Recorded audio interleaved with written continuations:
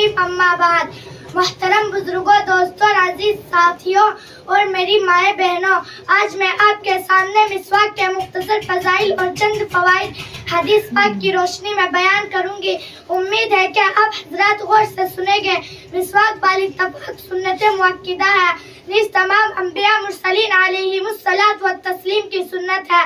हजरत नबी करीम सल्लल्लाहु अलैहि वसल्लम से मिसवाक की फजीलत में 40 अहादीस मनक़ूल है, जिनमें से इंशाअल्लाह चंद को आप हजरात के सामने बयान करूंगी।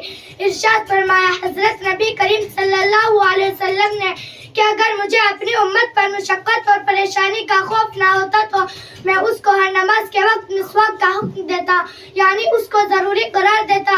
इरशाद फरमाया अल्लाह के पाक रसूल सल्लल्लाहु अलैहि वसल्लम ने कि मिसवाक का एहतिमाम क्या करो, इसलिए कि उसके 10 फवाइद है।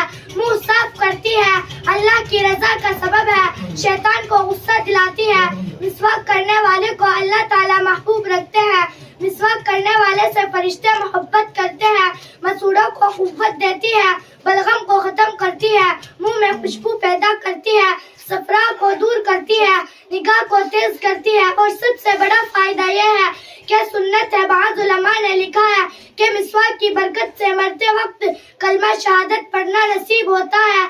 मिसवाक के चंद आदाब भी सुन लीजिए। मिसवाक की मोटाई छोटी उंगली चुंगलिया के बराबर हो, लंबाई एक बालिश के बकदर हो, मिसवाक कड़वे दरख्त, नीम, पीलू वगैरह की हो।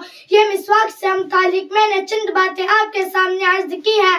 अल्लाह ताला हम सबको उस पर अमल करने की तौफीक अता फरमाए, आमीन।